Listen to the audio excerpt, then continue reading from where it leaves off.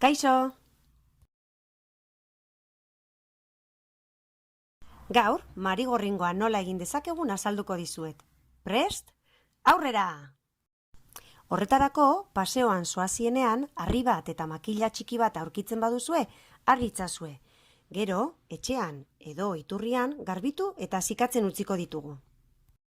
Lehenengo, behar dugun materiala prestatuko dugu.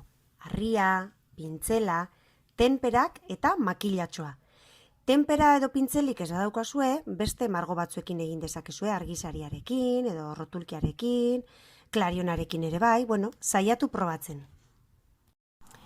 Material guztia prest daukagunean, marigorringoaren burua beltzez margotuko dugu. Hau da, harriaren eskinatxo bat beltzez egingo dugu. Gero, bere gorputza gorriz margotuko dugu. Begiak zuriz margotuko dizkiogu, horretarako pintzel fina edo makilatxoa erabil dezakegu, tenperan sartu, busti apurtxo bat eta puntotxoak egin, edo rotulkiarekin ere bai.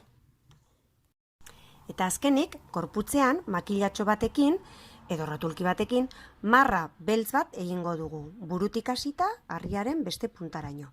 Eta gero, marratik alde batera eta beste aldera, punto beltzak egingo dizkiogu. Marigorringoa eginda dago! Animatu zaitezu ere horrelako bat egitera. Argazkia bidaliko didazue? Eskerrik asko!